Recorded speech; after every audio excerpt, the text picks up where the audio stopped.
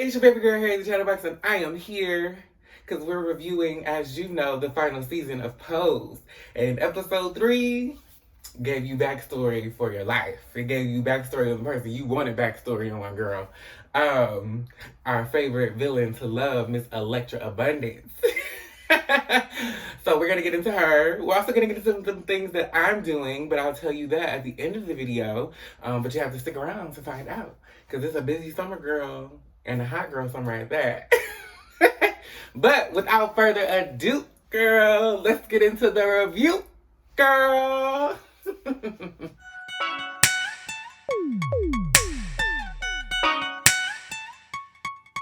Yeah.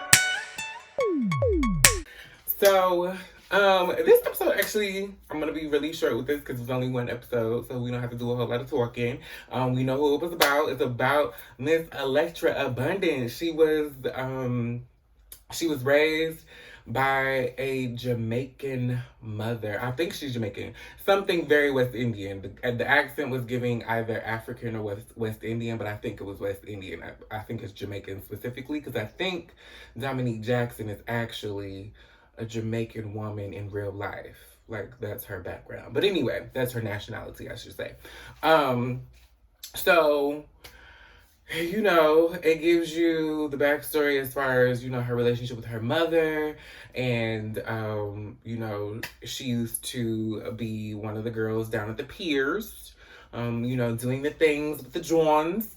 I think it shows truth to power with many trans women, where they come from this place of, you know, doing sex work and then, you know, becoming, you know, these fully realized women. And I think I think we understand that. I think the narrative has changed around where trans women have to be. Now, don't get me wrong, there are still trans women that are out here doing sex work, and, you know, more power to you, my girls. But I think, you know, as time has gone on, we are realizing that this is a narrative that should also not be a narrative. It should also be changed. But in any case, so we lead up to the point where, you know, she has to go home for the night, and her friend has lost her keys, and so she got to go home. And she's like, bitch, I do not want to go see Tasha. Like, are you kidding me? Are you stupid? And her mother is waiting for her, waiting up for her. And, you know, she comes in this glamorous dress and this glamorous fur and this Afro wig. And basically she was like, I just can't believe you walked in here looking like a woman. We've had this conversation. You know, you act like the man of the house, but you know, you're nothing. You come in here looking like this. And it showed the abuse into which Elektra had to endure through to get to the point. And also shows a lot of why Elektra is the way she is. She is so fierce and so, you know, I'm gonna be all of this because of how she was raised, because she was made to feel like she was just supposed to be nothing at all. And I truly understood it in a lot of ways. So her mother get into it, you know, you get the abuse and her mother smacking her around and pushing her around, ripping her clothes. And so Elektra makes the decision, well, girl, I gotta go. I'm gonna take my things and I'm going to go. And her mother was like, well, this is in my house. And it was all of Elektra's thing that she had, you know, either stolen from John's or she had paid for doing, you know, working at the piers. And so she was like, well, how can you just not let me have my things? These are the things that I work for. And she's like, it's in my house, so I'm going to keep it. And it was really sad. But you know, her mother still kicked her out. And but she made a point to show her, like, this is who I am. And whether you like it or not, I'm gonna be here, girl. So I like that part.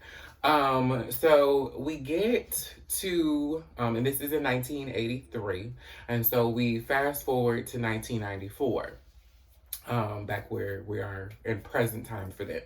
And so Miss Elektra is, all grown up, and she's no longer working as a dominatrix. She is the lead or the manager of a sex phone operating or a Star 69. And she is being watched by the police, and the police want information on who's calling in, what are the wealthy rich white men that are calling in. They want information on that. And so she's like, well, I'm not giving that information up. But they say, well, we can take a warrant out on your home, and we can look at what you got going on and who's doing what, and da da da da. And so she gets scared because, as you know, Miss Elektra has the body of that dead man in her closet still. So the story of the story that is based on what happened with the trunk in Elektra's closet is actually a, I guess, queer history, myth, legend, and might be factual. But if you have ever seen Paris is Burning, and if you have not, you need to go see it. I advise all of my gay babies and people, allies, if you want to know queer history, Paris is Burning is a great place to start. Right. The illustrious trans woman. I don't know if she's a trans woman or a drag queen. I'm gonna go with trans woman just to be politically correct. But anyway, Dorian Corey, the infamous quote, Shade comes from reading. Reading came first. Reading is the real art form of insult. Shout out to our queer ancestors. Basically, the story is that there was a trunk of a mummified man in her closet that was found in her closet after Dorian Corey's death. So this is where we get the story of Elektra and the mummified dead man in her closet in a trunk.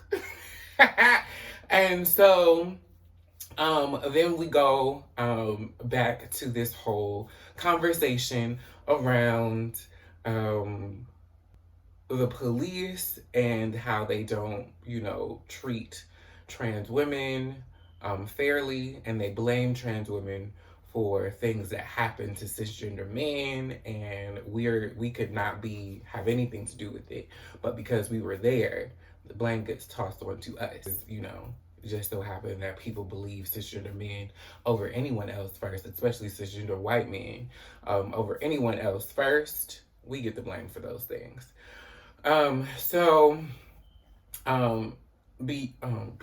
Blanca decides to help her mother. Now, at this point, the only people that know about the trunk is Blanca and, rest in peace, our girl Candy. But Candy is now passed away, so Blanca is the only one that has to hold on to the secret. She tells Ricky and Poppy about the trunk, and they're like, what the fuck? Oh, well, we're family, so let's just get it over with. So they hide it in Blanca's apartment. And Blanca then goes into the story of the trunk. And we go back to 1983, where, Blanca meets Elektra. Oh, this is after Blanca has met Elektra. And so now Blanca, Lulu, and Candy are all in their apartment together. And they're struggling, and Elektra is still working at the piers, and they don't have no food to eat. And the thing about it is, Blanca has always been loyal to her mother. As bad as her mother treats her, she was always loyal to her. But you get to see a maternal side to Elektra, and you get to see her before she became this villain, if you will. And you get to see her in this light of she just wanted to love her children. And it was very sweet. It was very endearing.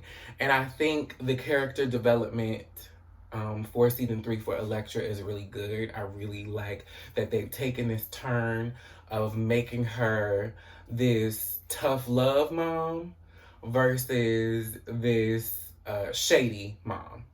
Um, so I appreciate it. So she decides, well, I'm gonna go to the piers and I'm gonna work and we're gonna get y'all some food. And, she does that. And when she goes to the piers on this particular night, she meets her new children, Cubby, rest in peace, Lamar, that bitch, and Angel, baby. And Angel is still, a little boy at this point. I think that's what they were trying to give with her look. Um, and so, she hasn't fully, become a realized woman with the hair and, everything. By the end of the video, though, by the end of the movie, by the end of the episode, she's it. But in the beginning, they're just, kids.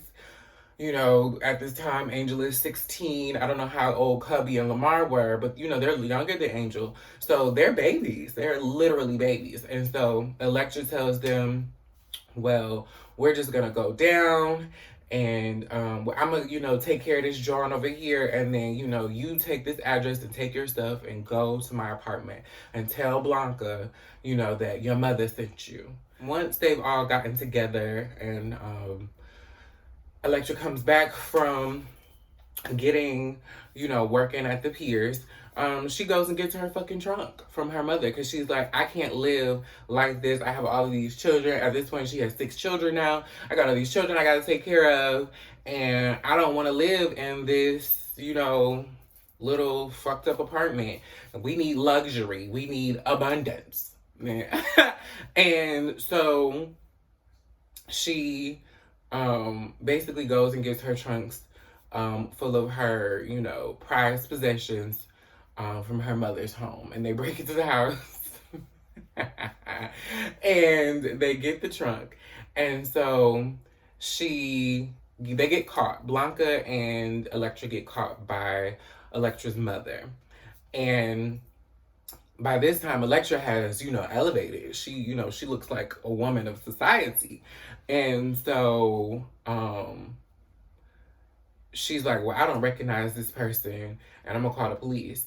And so Elektra goes into her accent. And baby, when I tell you Dominique Jackson was acting in this motherfucking episode, she was acting, okay? Even though I don't think that accent was fake. And if it was really good accent. Or maybe I don't know because I'm not West Indian, so I don't know. Even though I dated a West Indian man, so I should. But anyway, any fucking way. The point is, she was acting her face off in a lot of this episode. And when she did that, and she was like, basically, she's like, I would have always taken care of you because now her mother is trying to like win her back. And she sees Blanca and she was like, do you like him? And she was like, yeah, I love her. But not in the way that you're thinking. This is my mother. And so the thing about it was basically her mother's like, you left me and I had to mourn the passing of my son to this person I don't know. And I think a lot of time for queer people, because we've been striving to be the people that we are for so long, we don't realize we've dealt with the transition of becoming our true selves, but the people around us have not. And so they're still grieving this person that we were. And sometimes I don't think we understand that. At certain points, it's like we can't. And we can only move forward to where we are now. I don't really have time, or the energy to grieve this person because it had to be this person make you comfortable or to make you accept me or to make sure that you continue to love me because the terms of our relationship were based on this thing. And so She says, but as your child, I would have always loved you and always protected you. And now here you are, don't know what's going on in the world and are afraid because you're getting older and don't have anyone to take care of you. And here I am, would have done anything for you because you were my mother. And you made me leave. You forced that on me. Um, and it was what it was. And so you kind of see this glimmer of hope, and then it's crushed because her mother basically said, I just need you to tone all of this down. And so Elektra was like, no, I'm not doing this. I'm not. The reason I am is the way I am is because I deserve everything that I want. And that's just kind of the end of it. And so we go back to present day. They dumped the body in some sanitation river so that it can't be traced or found or anything of that nature, because apparently the chemicals in the river are from the sanitation, whatever, sanitation plant. And so it just kind of all, fucked up. Anyway, so, and so they go back to Blanca's home, and, Chris gets, Elektra off. And so Elektra gets upset. And Elektra's like, well, I just didn't want, to feel like, I ever owed any man anything. And I didn't want to make you feel like I owed you anything. And Elektra and Blanca was like, well, what are you talking about? You took care of me when nobody else was taking care of me. She's like, I will forever be grateful to you. And you don't owe me a fucking thing because you're my mother.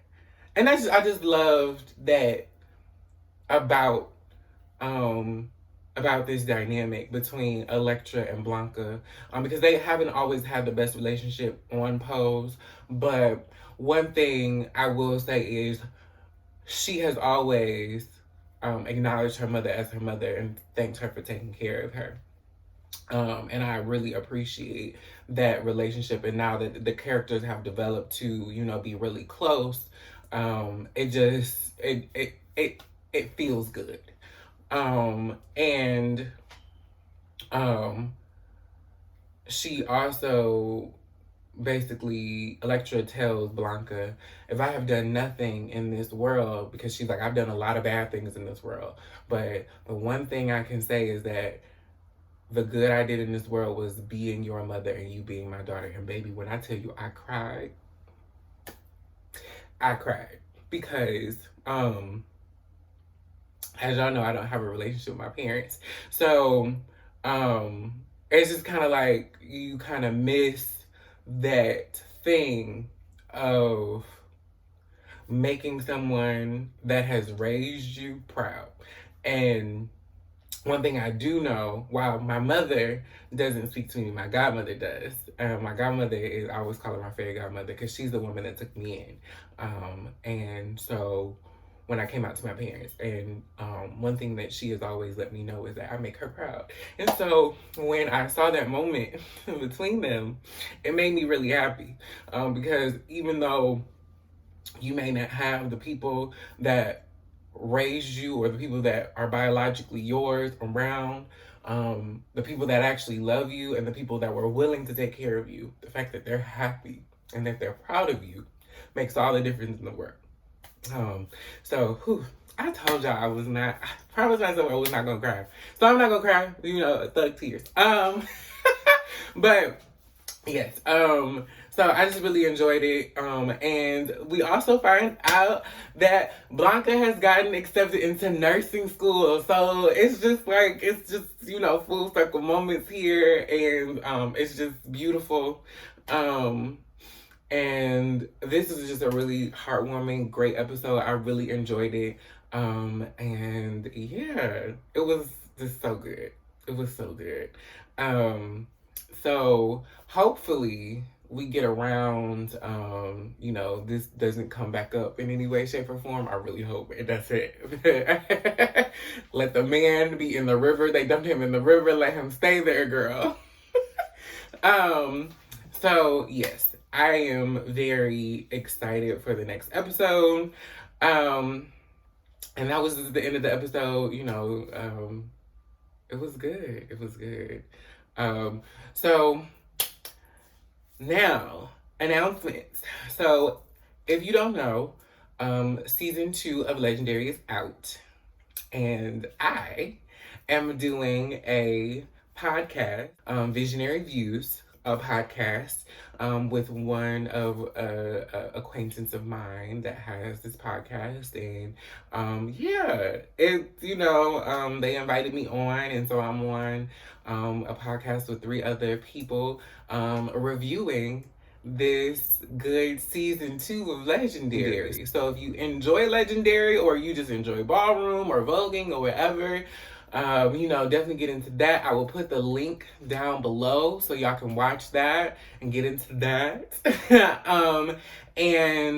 I also have behind the scenes videos coming up, because I have photo shoots that will be taking place soon, and I know y'all love to see your girl shine and be glamour. Pride is next month. So, we're getting ready for Pride. What are you doing for Pride? Let me know in the comments down below. What are you doing for Pride, girl? Are you excited? Because, we're in, things are opening back up. COVID is, still COVID, but, the girls are going outside anyway. They're getting vaccinated and they're going outside anyway. So, let me know what you're doing for Pride this month. Let me know how you enjoyed episode 3 of Pose. And yeah, I thank you guys so much for watching, because it could have been anywhere else on the internet, but you decided to watch me. Bye!